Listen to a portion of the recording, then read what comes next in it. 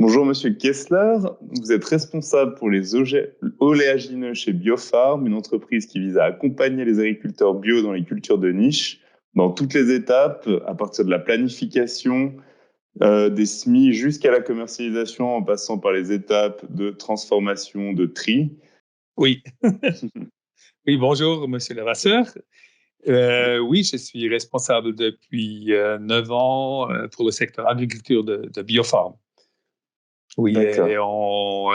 on fait ce travail soit de euh, commercialiser les cultures, mais aussi de conseiller les agriculteurs pour le choix de culture.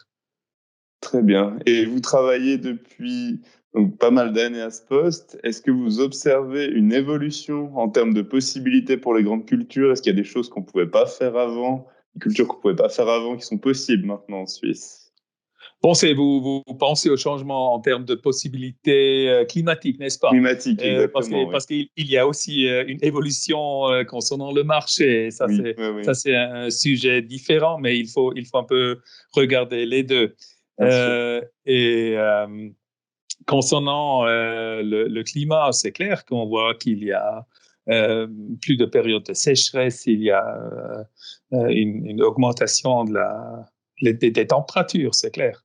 Et ça facilite la culture de millet.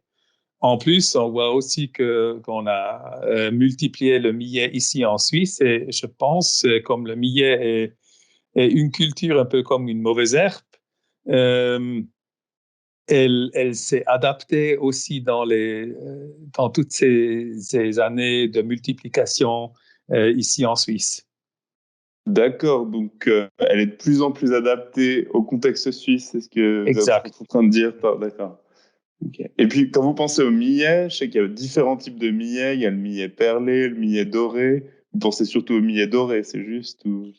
Oui, c'est le millet qui fait la panicule, non? Et qui est pas, il ne faut pas euh, euh, il faut pas craindre que c'est la même plante comme les mauvaises herbes, non? Oui, oui. Les mauvaises herbes, c'est clair, il y a aussi des problèmes, ça peut engendrer des problèmes dans la culture à suivre.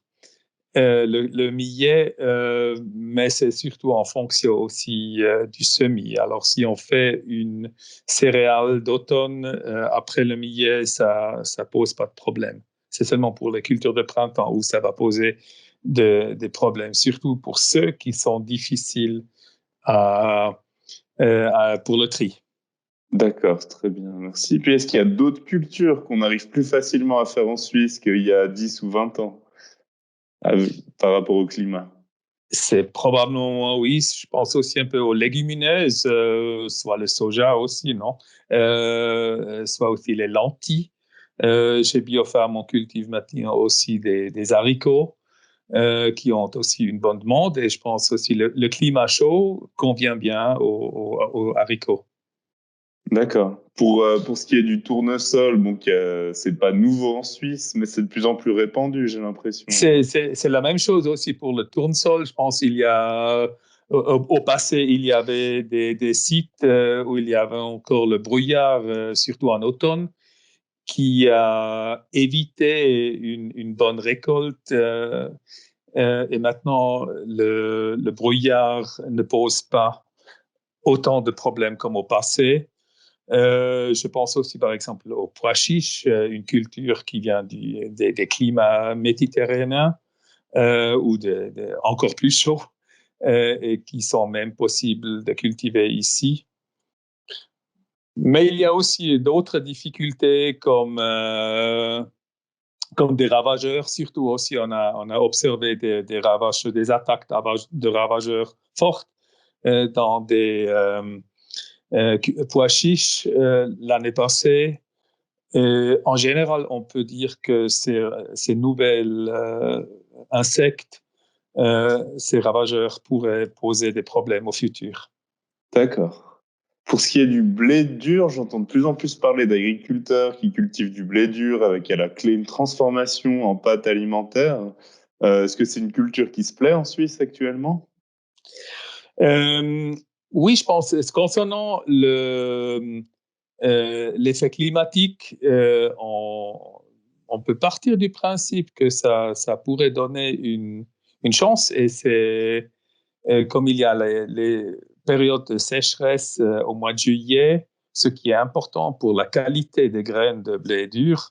On a ces situations et ça favorise cette culture, mais il faut aussi voir, comme j'ai indiqué sur euh, la feuille, que c'est à voir si le consommateur suisse en grande échelle estime le blé dur suisse, issu de l'agriculture suisse, ou même issu de l'agriculture bio-suisse. Oui. Ouais. Parce que le blé dur, ça sème à peu près à la même période que le blé d'automne, un peu Oui, plus oui, tard. oui, Ouais. concernant la culture, il est très comparable, Mhm. mais on sait qu'il y a aussi des problèmes avec des maladies surtout dans des situations où le temps est plutôt suisse, non? Je pense Mhm. l'hiver passé avec toutes ces précipitations, c'était pas super favorable, mais probablement c'est encore plus important le temps dès la période de printemps D'accord, pour le blé dur. très bien. Et est-ce qu'il y a, on a vu dans d'autres interviews dans le cadre de ce cours, notamment avec Pascal Boivin, qui expliquait qu'un défi majeur pour l'adaptation au changement climatique dans l'agriculture, ça sera d'avoir des sols de bonne qualité, riches en matière organique. Pour ça, une des clés, c'est quand même de limiter le travail du sol de manière générale et surtout le labour. Est-ce qu'il y a des cultures qui permettent d'avoir des rotations sans labour, même en bio, ou de limiter le labour?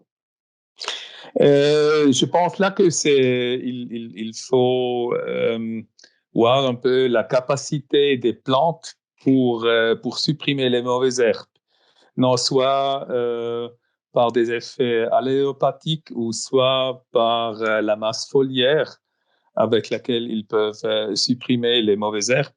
Et dans ce contexte, je pense soit aux céréales, comme ici vous montrez ici le sarrasin, une plante, oui, qui couvre vite et qui couvre bien et qui n'est pas trop gourmand en azote.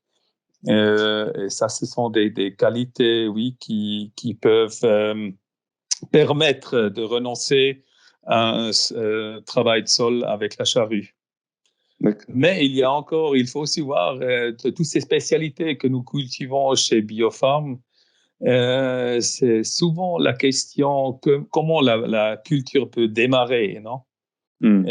Après le semis. Et là, c'est souvent très important qu'on a peu de concurrence après le semis.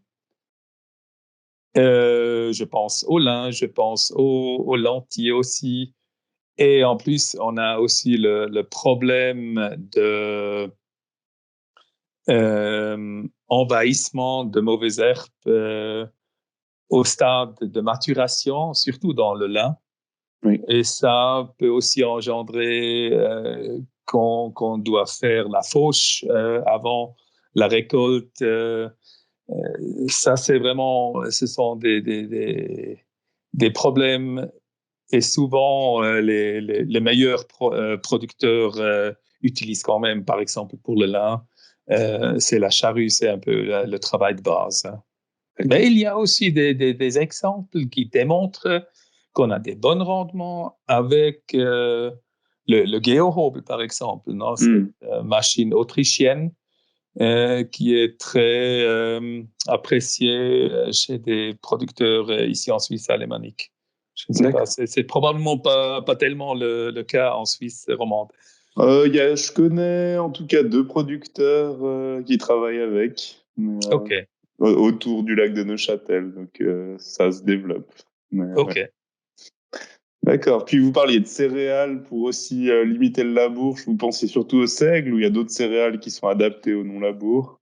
Bon, je pense aussi à l'avoine. Ouais. Ou à l'épeautre, surtout aussi, ça serait aussi possible de penser au blé, surtout au blé qui ont une certaine hauteur. Ça veut dire euh,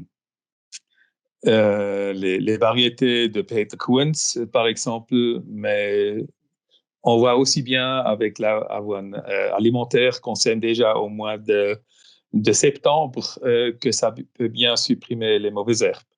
Mais c'est clair, il y a aussi des situations, surtout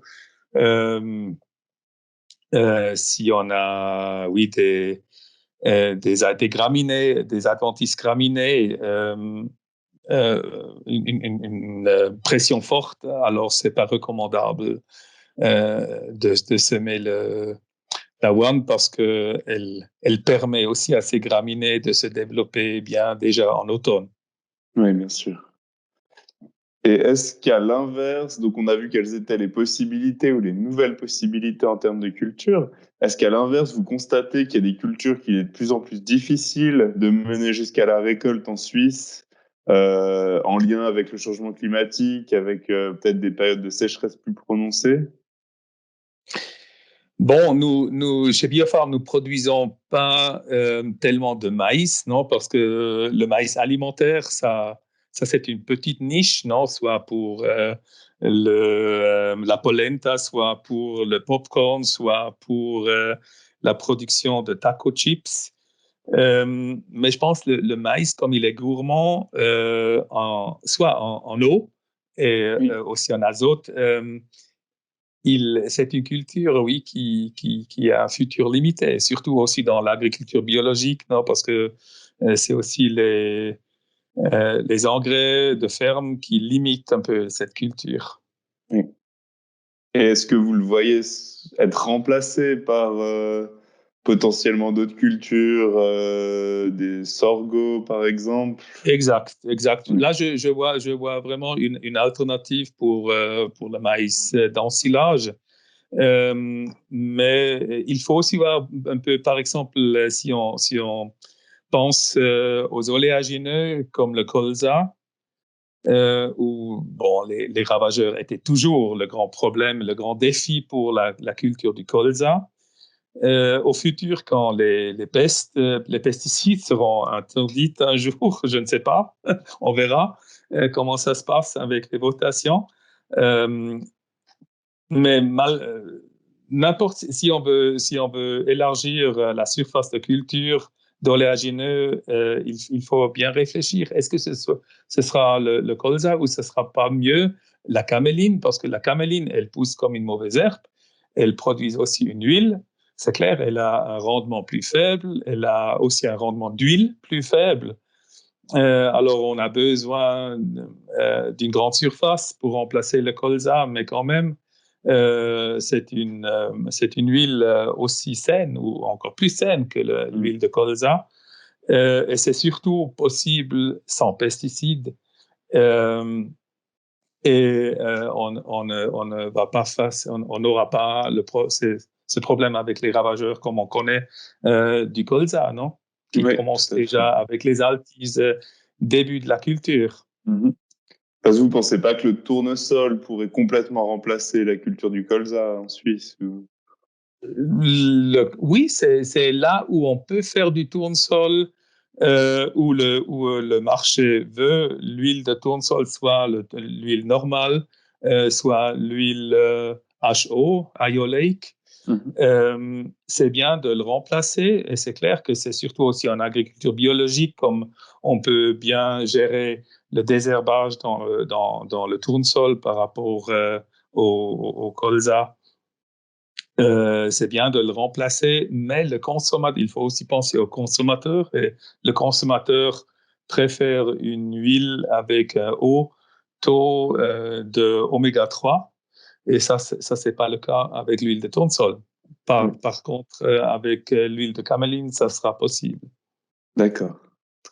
Mais c'est aussi, je vois aussi, il faut faire un grand travail chez le consommateur pour, pour, pour lui, pour lui expliquer tout ça. Oui, ouais, C'est pas toujours. seulement ici, dans ce cadre-là, où on s'adresse vers les agriculteurs. Mhm. On a brièvement évoqué avant le sorgho. Bon, on parlait plutôt de remplacement au maïs fourragé. maïs d'ensilage. Est-ce qu'il y a aussi des sorgho qui se cultivent pour l'alimentation humaine qui pourraient être prometteurs ou... On avait fait, il y a 2 ans, un essai, mais on avait un échec total. Et les variétés cultes pour la récolte de graines sont tellement tardifs que c'est vraiment difficile de les cultiver d'ici. Il faut les semer tôt pour quand même les pouvoir récolter. Et souvent, si vous pensez en octobre de l'année passée où il y avait trop de précipitations, alors c'était pas possible de le récolter, non? D'accord. Ouais. Ou surtout dans la chaîne alimentaire, on avait aussi le problème avec les mycotoxines. Ah oui, d'accord. D'accord, je vois. Et le quinoa qui était assez à la mode il y a 2, 3, 4 ans, beaucoup de producteurs qui s'y sont mis. Est-ce que vous voyez toujours de l'avenir pour cette culture du quinoa? Oui, je pense que c'est une culture, du point de vue consommateur, c'est une culture intéressante, mais elle est énormément, surtout pour la culture bio, elle est énormément exigeante. Et aussi par rapport au climat. Il faut un peu penser aux sites de culture où on cultive le quinoa. C'est origine dans les Andes, non? Mais en Europe, les meilleurs succès sont faits dans les régions avec un climat influencé par la mer. Bon, D'accord. ça veut dire c'est dans l'ouest de la France, dans la vallée de la Loire, c'est en Belgique ou c'est en Danemark, c'est partout où c'est proche de la mer parce que le quinoa ne supporte pas des extrêmes de température, non? Mm. Quand c'est au-dessus de 20-25 degrés, la production des graines est, est arrêtée. D'accord. C'est un effet qu'on a bien constaté. Et oui, même aussi les Français, ça peut même arriver en France. Et ça, c'est pour eux aussi un facteur limitant. Mais quand même, ce sont des facteurs importants. Aussi, la période, non, il faut voir que, par exemple, les Français, ils commencent avec les semis au mois de février. Et Ah oui. ils terminent au mois de mars. Ça veut dire au mois d'avril, on ne sème pas de quinoa. Et ça, c'est quelque chose de difficile à expliquer aux producteurs suisses C'est en sûr. général. Ouais. D'accord. Et est-ce que vous pouvez vous représenter une rotation type en 2050? À quoi ça pourrait ressembler? Une rotation bien construite avec les nouvelles possibilités qu'on a? Vous avez une idée? Euh, je ne sais pas, c'est difficile de voir dans la boule de cristal, on dit Mm. chez nous. Euh, mais je pense il y a des règles qui seront aussi en vigueur en 2050. Ça veut dire changer une culture d'automne euh, avec une culture de printemps.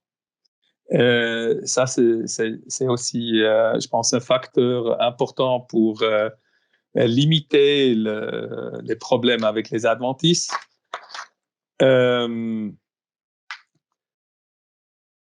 et bon, je pense que les légumineuses deviendront aussi plus importants. Euh,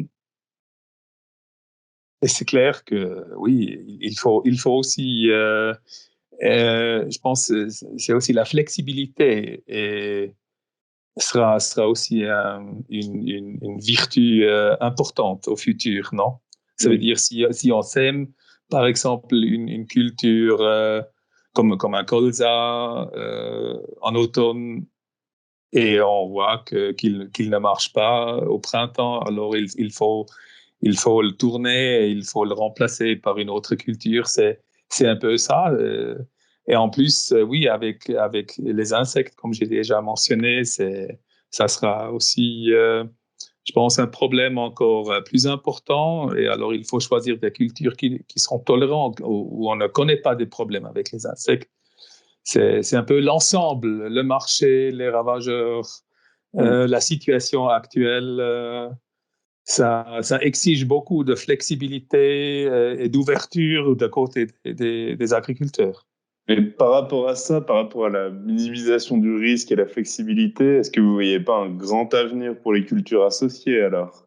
Dans le sens que si une culture prend le dessus en fonction du contexte climatique de l'année, on diminue énormément le risque et on n'a pas besoin de labourer le colza si on l'a associé. Ah oui, je pense, les cultures associées, là, vous avez tout raison, non, que la culture associée diminue beaucoup le risque, non, dans un hiver fort, par exemple, un orge-pois, et les pois meurent pendant l'hiver, alors on a encore l'orge, où on peut aussi mélanger les pois avec la caméline, soit pour suppression des mauvaises herbes, soit pour culture tuteur, soit pour diminuer le risque, c'est sûr.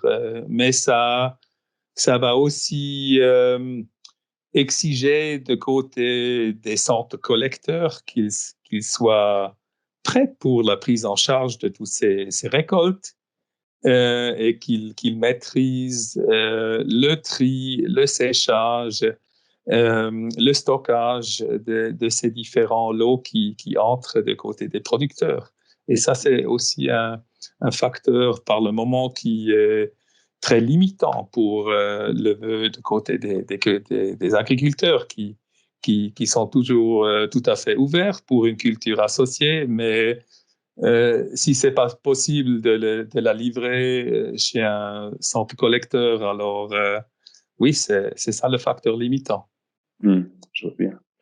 Dernière question, est-ce que vous voyez au-delà des grandes cultures du potentiel dans l'agriculture suisse, donc je pense soit au maraîchage, à l'arboriculture, enfin à l'arboriculture fruitière ou aux noix. Est-ce que vous voyez un gros potentiel en lien avec le changement climatique?